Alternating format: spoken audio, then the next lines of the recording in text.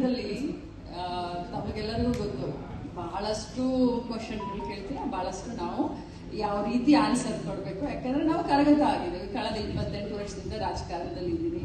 So ಯಾವ ರೀತಿ answer ಕೊಡಬೇಕು, ಯಾವ ಕ್ವಶನ್ಗೆ ನೀವು ಯಾವ ರೀತಿ ಸ್ಪಿನ್ ಬಾಲು, ನಿಮ್ಮ ಗೂಗ್ಲಿಂಗ್ ಬಾಲು, ನಾವು ಹಿಟ್ಔಟ್ ಮಾತ್ರ ಯಾವತ್ತೂ ಆಗಿಲ್ಲ ಇಲ್ಲಿವರೆಗೂ.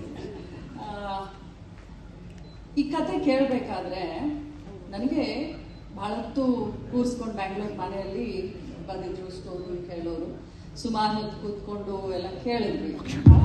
ಒಳ್ಳೆ ಒಂದು ಮೆಸೇಜ್ ಇದೆ. ಎಸ್ಪೆಷಲಿ ಉಮಾಶ್ರೀಯವರ ಅದ್ಭುತ ನಟನೆ, ಉಮಾಶ್ರೀಯವರ ಪಾತ್ರ ಬಹಳ ಚೆನ್ನಾಗಿದೆ, ಎಲ್ಲರ ಪಾತ್ರ ಕೂಡ ತುಂಬಾ ಚೆನ್ನಾಗಿದೆ. ಇಮೋಷನಲ್, ಲೈಕ್ ಧನಂಜಯ್ ಅವರ ಆಗಿರ್ಬೋದು, ಹೀರೋಯಿನ್ ಆಗಿರ್ಬೋದು, ಕತೆ ತುಂಬಾ ಚೆನ್ನಾಗಿದೆ. ನನಗಂತೂ ತುಂಬಾ ಇಷ್ಟ ಆಯಿತು. ನಾನು ಯಾಕಂದ್ರೆ ಬಹಳ ರೇರು, ಬಹಳ ದಿನದ ಮೇಲೆ ಮೊನ್ನೆ ಒಂದು ಹಿಂದಿ ಸಿನಿಮಾ ದುರಂಧರ್ ಫ್ಯಾಮಿಲಿ ಎಲ್ಲರೂ ಕರ್ಕೊಂಡು, ಚಂದ್ರಾಜನೇ ತುಂಬಾ ಹಿಂಸೆ ಮಾಡಿ ಕರ್ಕೊಂಡು ಹೋಗಿದ್ದೆ. ಅದಕ್ಕಿಂತ ಮುಂಚೆ ಒಂದು ಗಣೇಶ್ ಅವ್ರದ್ದು ಫಿಲ್ಮ್ ನೋಡಿದ್ದೆ.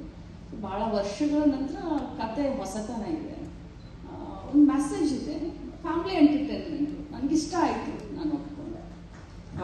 ಸೂಪರ್. ಆನ್ ದಟ್ ನೋಟ್ ನಾವು ಆದಷ್ಟು